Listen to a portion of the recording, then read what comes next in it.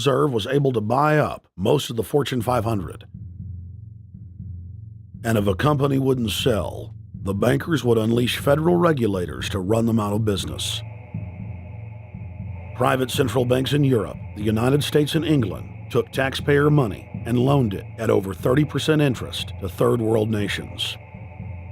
The bankers would then bribe the leaders of those countries not to pay back the loans. Their third world puppets would sign agreements stating that when the country defaulted, the banks would be given all the natural resources and infrastructure of the once sovereign lands.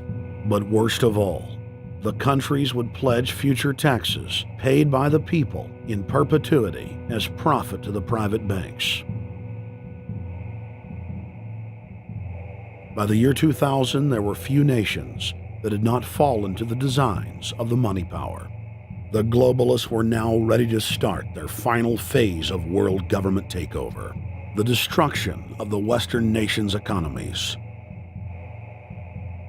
To carry out their final takeover, they first removed banking regulations like the Glass-Steagall Act in the late 1990s. This allowed their front companies to issue unlimited credit to the world and to set up colossal Ponzi schemes, the likes of which the world had never seen. The scams were advertised by the controlled corporate media as completely legitimate. Because of the fantastic returns, private investors, corporations, state and local governments invested heavily. They had taken the bait, hook, line, and sinker. To destroy confidence, in late 2007, the bankers themselves began to badmouth the scams they had created.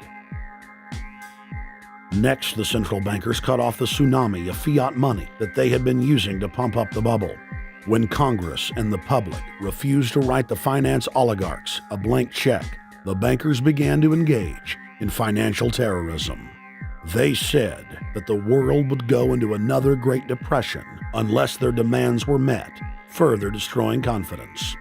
The stock market instantly had its biggest one-day loss in history, but even that wasn't enough to force Congress to capitulate to the offshore banks. Senator Inhofe of Oklahoma and Congressman Brad Sherman of California, amongst others, told the world that the entire Congress had been threatened with martial law by the White House and the Treasury Department if they didn't pass the so-called banker bailout bill. The only way they can pass this bill is by creating and sustaining a panic atmosphere. That atmosphere is not justified. Many of us were told in private conversations that if we voted against this bill on Monday, that the sky would fall, the market would drop 2,000 or 3,000 points the first day, another couple thousand the second day, and a few members were even told that there would be martial law in America if we voted no. That's what I call fear-mongering. Unjustified. The final version of the bill was kept secret from the Congress until minutes before the vote on October 3, 2008. The Federal Reserve had promised total transparency, that every dime would be accounted for. To Democrats and Republicans who've opposed this plan, I say, step up to the plate. Let's do what's right for the country at this time, because the time to act is now. To prevent the possibility of a crisis turning into a catastrophe. After its passage, the public learned with horror that the bill was really a financial coup d'etat by Wall Street. The bill didn't just give $700 billion to the banks. It was a blank check. And as of February 2009, $9.7 trillion has disappeared into a black hole.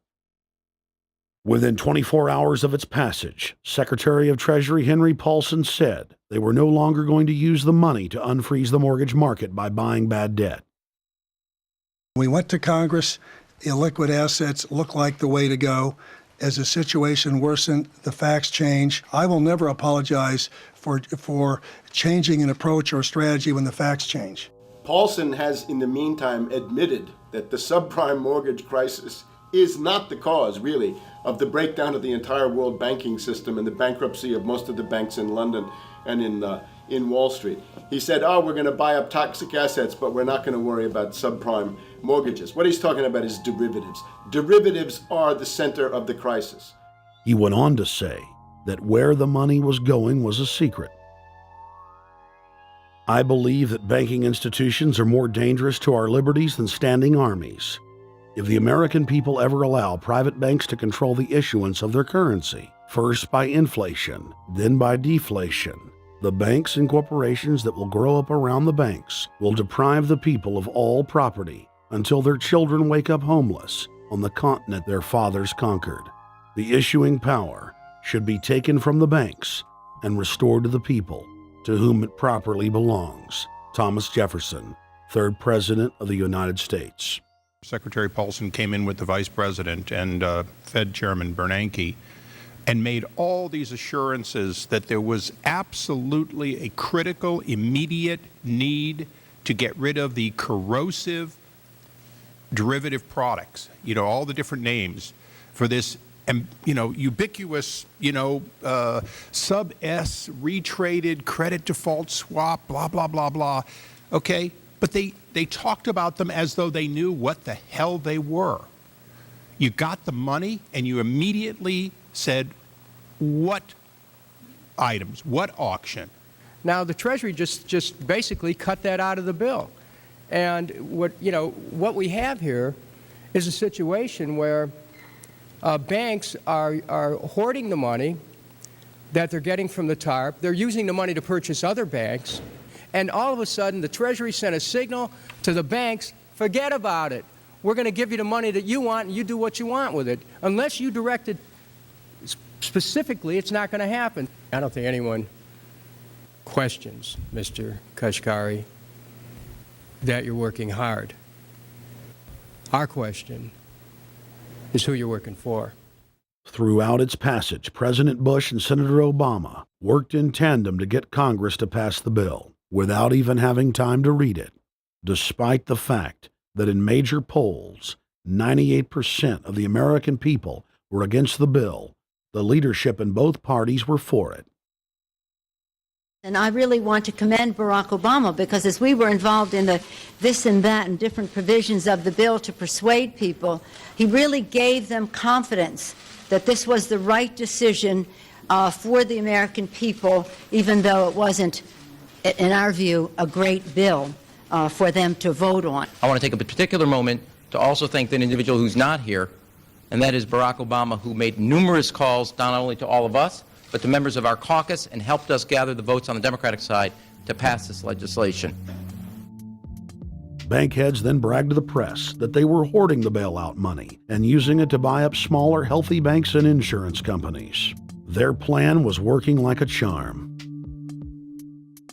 Next, the central bankers loaned the federal government back $787 billion of our own money at interest for President Obama's so-called stimulus package.